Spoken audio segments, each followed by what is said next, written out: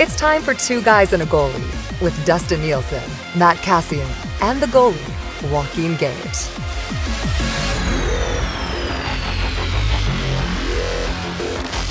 December 19th. Welcome to another episode of Two Guys and a Goalie. It'll be our final episode of the year as I am off to work for the holidays and then back in the new year. So we got lots to discuss today. Edmonton Oilers providing us with a ton of content. But hey, have to start. You guys watched the soccer game yesterday, the World Cup final. Gager, that was 20, 30 years from now, somebody says, hey, top 5 sporting moments that you watched. I think that's up there for me when it's all said and done. That was nuts.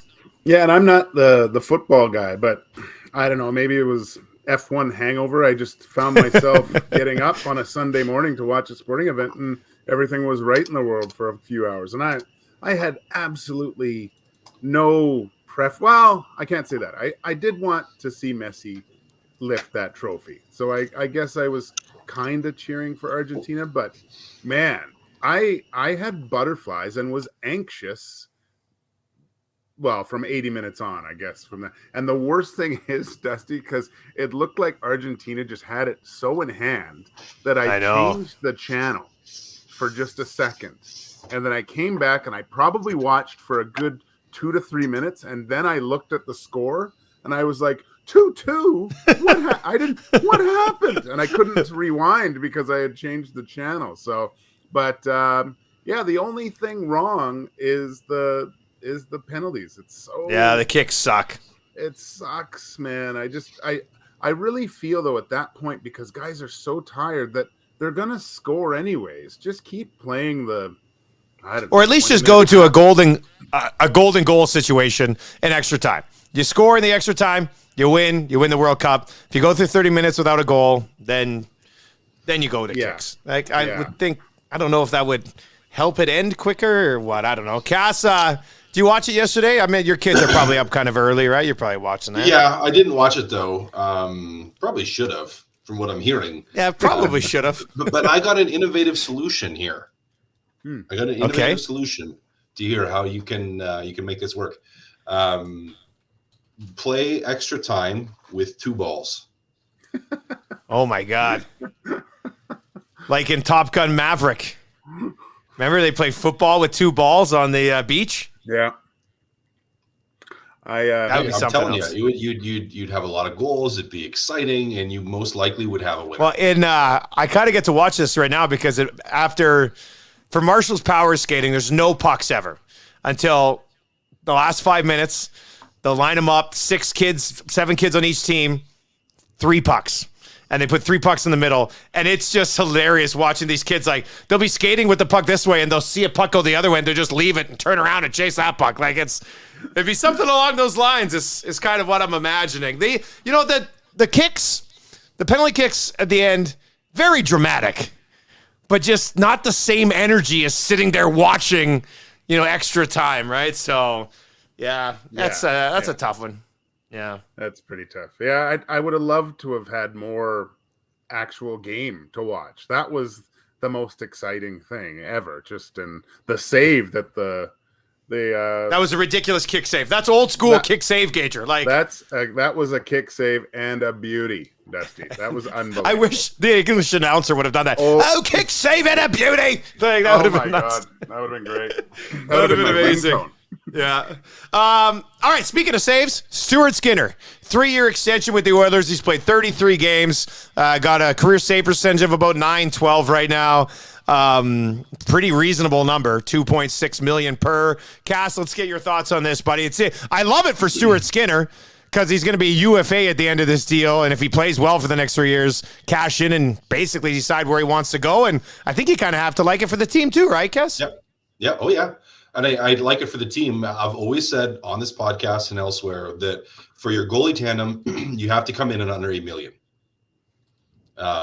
or around 10% of the cap if you want to be successful. That's what I believe. Less if possible. And so now you're coming in right underneath that with Skinner and with Campbell. So yeah, I like it. Like it for the kid. Local product, has worked really hard, taken a journey, fought his way up. and he's played really well. Like, I haven't seen anything either last year or this year that would lead me to feel uncertain about him. I've said it over and over again. He is the goalie of the future for the Edmonton Oilers. Now you know he's going to be a part of that, unless he walks at the end of a UFA contract. So, Oilers, you better win.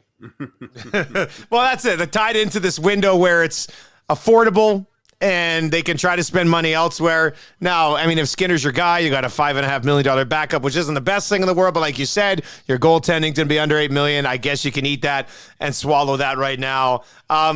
Gager, like, I just don't see a downside to this for the Oilers because, I mean, you're paying him just above backup rate, in my opinion, and he's going to be your number one guy. Like, even if he, let's just say, and I don't think it's going to happen, but let's say he goes into the shitter, you're still okay with his 2.6. It's just the Campbell 5.5 becomes a little bit of an issue at that point. Like, well, I mean, he's only going to get better, right? The only reason the Campbell 5.5 looks terrible is because he's playing shitty now. Like, if you were to say, okay, going forward with these two guys, and like, just say Campbell is playing well right now, not even good, like well, to have under 8 million tied up in a pretty good, decent goaltending tandem, that's great for the Oilers and be able to do things elsewhere. I think it's awesome. Cass, you've always said to keep that number down low, and you look around the league and in other situations where a lot of teams are handcuffed because of one guy's just making way too much money. So yeah, man, I think it's I saw some people trying to compare this to Mikko's contract, and I go, it's apples to oranges. It's completely. It's not. That was a bad comparison. Aging goaltender that played in Europe. Yeah, that's the thing. Like, their stats 33 games in when these contracts are signed were similar, but Stuart Skinner's a young guy working his way up. Koskinen was a 30-year-old who'd never played in the National Hockey. Well, very briefly played. It's bad comparison. I mean, outside of the stats, 30 games in, it's bad comparison.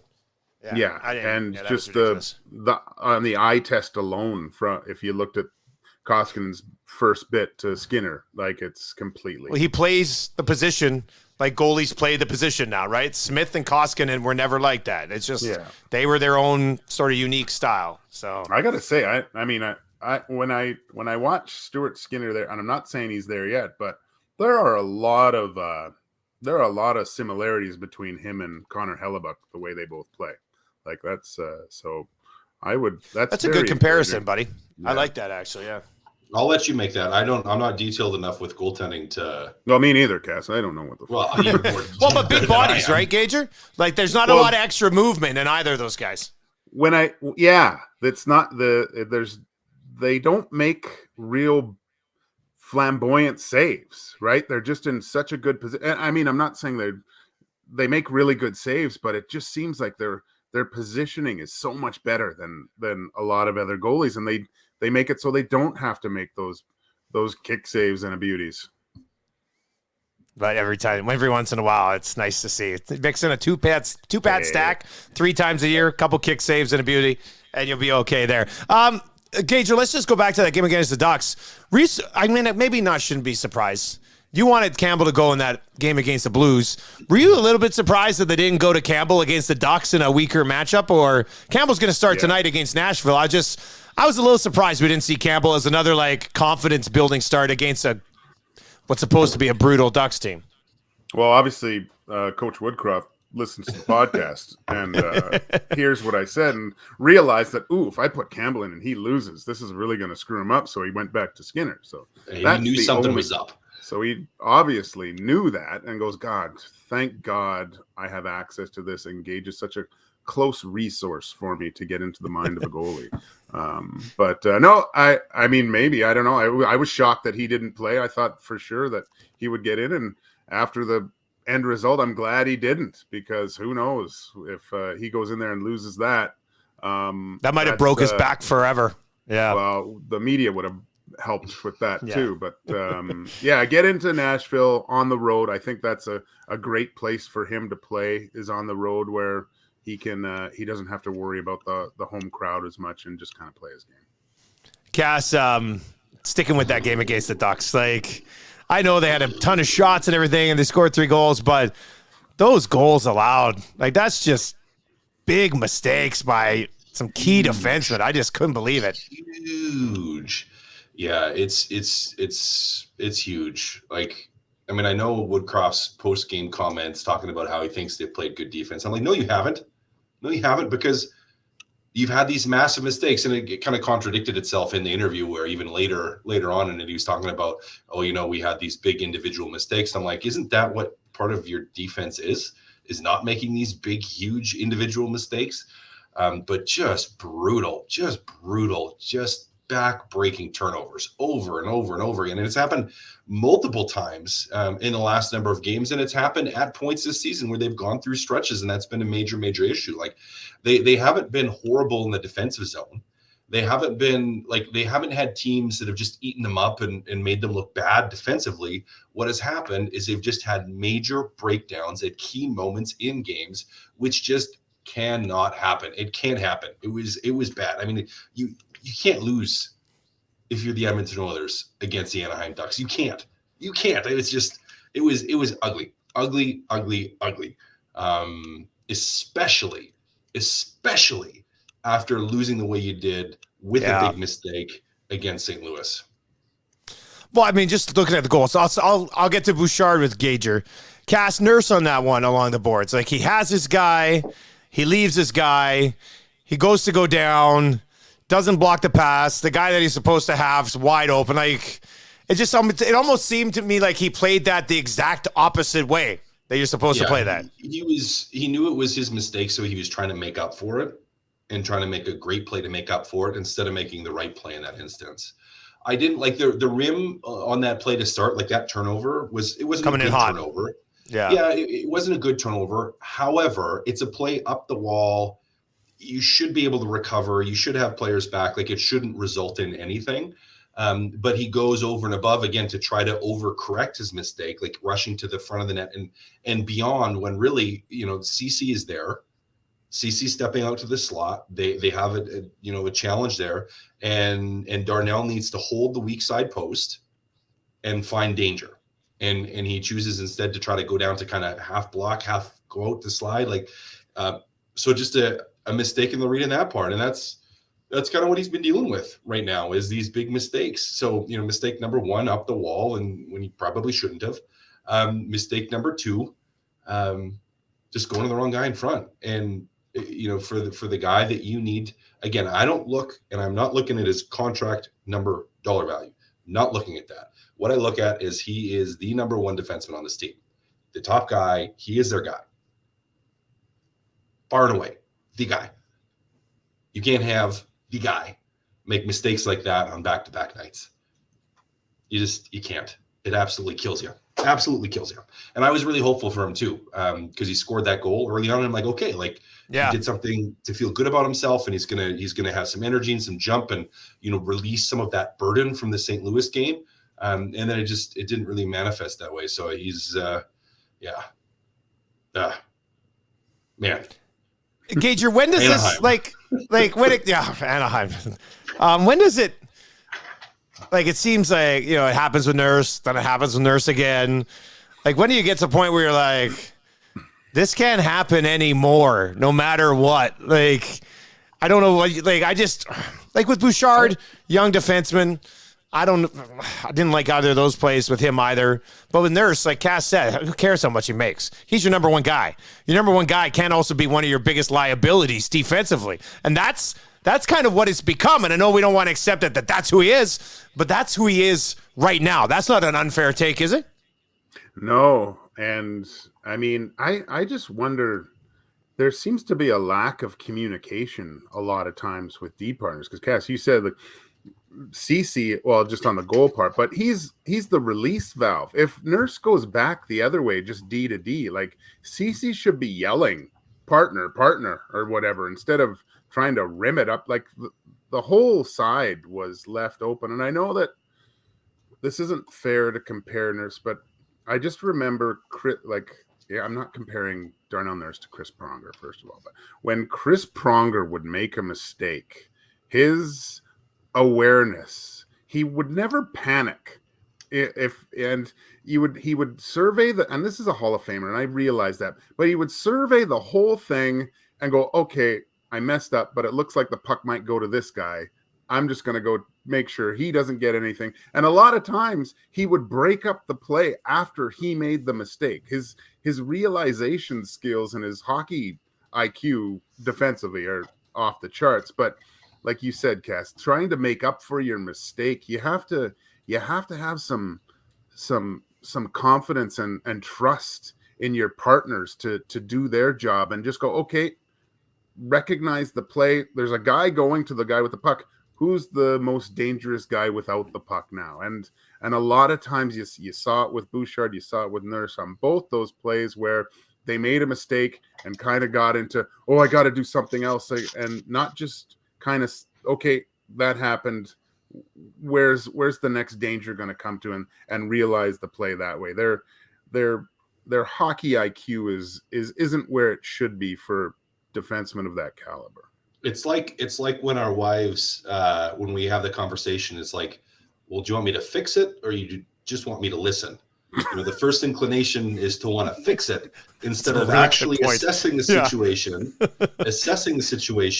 and then responding.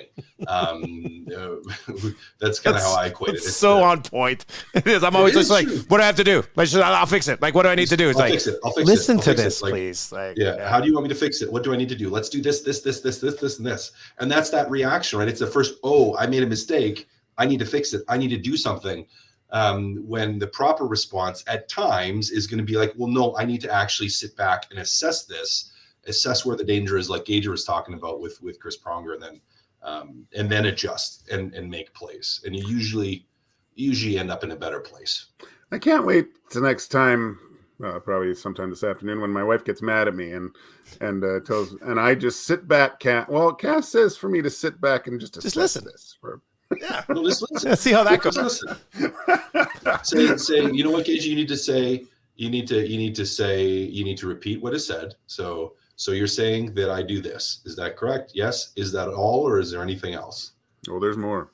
Drop this one. More. And then you tack that on and say, okay, so it's this and this. Is there anything else? And then there's probably more. So it's this and this and this. And then is there anything else? And then no, maybe that's it. And then, then it's like, okay, well, what, how do we make this better? Like, what's the solution? You're the one that's coming to me with the problem. What's the solution? And then you make the move. You know who you are, Cass? You're the wife whisperer. That's what you are. No. Yeah. I'm not gonna claim that, just for the off chance that my wife does actually watch this episode, because she doesn't watch very many of them. Yeah. And she would be rolling her eyes right now. How can I make things better for you? Just start with that. Yeah. What do I need to do? Help me. Help you. Help guys, in all seriousness, you know what? It's anyone that's actually really good marriage advice is go into it with that attitude. How can I help that person? Or would you just all be dusty and just go to Switzerland for Christmas? There you go. Don't worry about anything. See ya. It's true. Okay, Bouchard. Let's get some thoughts on Bouchard. Then we'll get to this game tonight against the Preds. Different expectations. This is not Darnell Nurse. This is Evan Bouchard. He's a young defenseman with offensive instincts. He's going to turn some pucks over the blue line. Not ideal. The screening of Skinner on the Klingberg goal, I mean, you couldn't have set up a better screen. It was perfect. But this is a guy who's been benched a little bit. He's had his time dialed back a little bit. Gager, they've tried to send some messages with him. I'm sure they've looked at a bunch of film with him and stuff. To me, one thing with Bouchard that's always kind of been lacking, and in both these situations, you kind of like playing with a sense of urgency. He seems very calm and cool and lackadaisical, and sometimes I guess, especially in this league, in the NHL, that's not going to work. Is that the issue with this kid? Because he seems extremely talented. Yeah, I think at the beginning of the year, this is kind of what I was worried about, is a lot of times sophomore NHL defensemen just kind of regress from what they did the previous year. I think it's a second year defenseman, what we're looking at. We're going to look at inconsistent play for a better part of the year. You just hope that he can find some consistency and just. I know Struddy talks about it a lot and simplifying the game and find out what you're good at right now. Like break your game down to the simplest form of what you're good at and build it out from there, because he has tons of tools and he's going to be, I think, quite successful. But for right now, being a second-year young guy, he has to simplify it, make it so easy on himself, and then let his skill eventually take over from there. Because, he's a roller coaster right now. You just don't know which Bouchards you're going to get each and every night. You did. I mean, you nailed the main point here. He's a second-year D-man. You know, like, Cash, you're going to get these ups and downs. Right? You're going to have great moments, and then you're, Cash, you look like you're loading up for it doesn't matter that he's a second-year defenseman. What do you got here? No, I wasn't going to say it doesn't matter. It does matter. It's important. We had our a family get-together yesterday at my parents' place, singing some carols. So some extended family was there and some friends were there. And so I'm going to steal a word from, I guess it'd be, so my sister-in-law's dad, who is over. We're good friends with him. So David, I know you watched, so this one's for you because it was a great word, because he went on a heater about Bouchard. The old family Christmas Bouchard heater. Yeah, I love it. Bouchard heater. The word that he used was, he seems really lackadaisical. I'm like, that's a great word, because that completely describes it to me. Yes, he's a second-year player. I think he's got great offensive instincts, hammer of a shot. I think he'll be a good power play guy. Right now, my concern is that, second half of this, sorry, was also, have you guys watched the any of the Last Chance U on Netflix? No, not yet. Okay, so we're on season 2 of the basketball, and basketball one's fantastic. Like, football one was all right. The basketball one, just got an ad for the basketball one. It popped up on my Netflix. First season was really good. The Must second know I'm season a baller. We just started. It's really good too. Really, really enjoy it. In the second season, they have a 7-footer, really, really big player. But they talked about how he's a 7-footer, but he hasn't learned how to play big. Like, he's just made teams because he's been big, but he hasn't learned how to play big. And you gotta figure out how to do that. Otherwise, you're never really gonna get to where you want to be. It's like you're gonna get some of these opportunities, but you're never really gonna materialize. I am concerned that Bouchard won't ever be what we want him to be, because he's got a lackadaisical personality. He's just, okay, well, this is all right. Well, I'm gonna go over here and I'm gonna do that. Oh no, that happened. Maybe I should try to get back. I'm obviously going over and above. I don't think you're far off, though. I think the main point you're making here is pretty on point. And that, like, even that play. So that play at the blue line, it's okay. Well, I'm just gonna kind of go over here and kind of do this. And it's just like I see very little decisiveness in his game.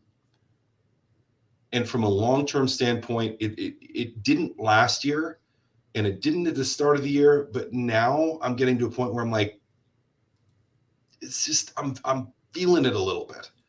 And unless he has an awakening, which he might, there's still possible because he is young. There's still that potential. But I'm like, we're going to be talking about potential. I don't want to be talking about potential. I want to be talking about potential when he develops a little bit more aggression and decisiveness in his game. I want to talk about when he is this, or when he has that, and when he's arrived, as it were. So, yeah. You know what, I will say, like, just to jump in here, because somebody in the comment section, this comment was great. Said, guys, Leon already has 3 points tonight against Nashville, which is funny. That's a really good comment. If that would have come in on my show this morning, that would have been text of the day for sure. That was good. But Justin says, Nurse makes the same mistakes as Bouchard, and he's played 500 more games. Now, with that being said, they're not the same mistakes. They're different mistakes. These two players make mistakes for different reasons, right, Cass? Like if we're looking at these two guys. Darnell's an aggressive mistake. Darnell makes aggressive mistakes. Yeah. Darnell makes aggressive mistakes. And so if you look back at his first couple years, first couple seasons, that was a conversation that we had on the pregame show. I mean, when we started the podcast, I'm assuming we talked about it then too, but my thought always was he made them aggressively, where it's like, I'm going to go get this guy in the corner, when he should have been a little bit more patient on the way in. Look at the rim up the wall, makes a bad play up the wall. I'm going to go recover and scrambles back to the middle. Completely different mindset. Completely different.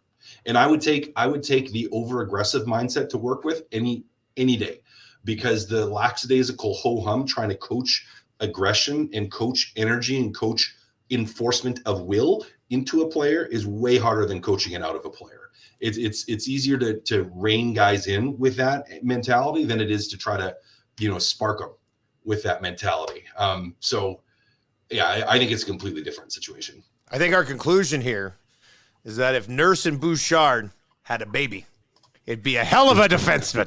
A hell of a defenseman. Nurse's energy and aggressiveness and what Bouchard does would be great. Be a great defenseman for sure. All right, so tonight the Oilers get the Preds again. If you want to bet it, our presenting sponsors here, CoolBet, hop on over. It's part of the Nielsen Media CoolBet Network, coolbet.com. And if you've not yet signed up for an account, use the code 2GUYS, and you'll get a 100% deposit bonus on your initial deposit up to $200. So you deposit $200, you'll get an additional $200 into your account. You got to roll it over with some wind and everything. Can't just put it in and then take it out. That'd be real greasy, so they don't allow you to do that. But the Edmonton Oilers, if you want Leon Draisaitl over 1.5 points tonight, it's minus 104.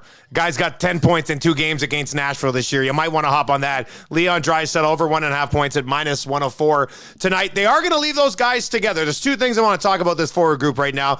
Gager, I know on my show this morning, Rashad thought maybe they'd break him up. They did break him up midway through that Ducks game. Your thoughts on keeping them together again? Well, they've been torching the Preds, so go with what works. By all accounts, seeing Leon after last game, he's a little pissy. So that's that doesn't spell. I don't know what it spells. My spelling's horrible, but it doesn't look good for the Predators. No, the Preds are just like, oh crap! Like of course they would lose to Anaheim and lose to St. Louis the way they did the night before. I guarantee you, like Hines and the coaching staff in Nashville are just like, oh come on, like, you just know. Well, you should just know. You should. The Oilers should be coming with all kinds of desire, and Leon, like after seeing emotional outbursts, he's going to be pushing. So you're going to get the big guns, and you're probably going to get the big guns from Edmonton at their best.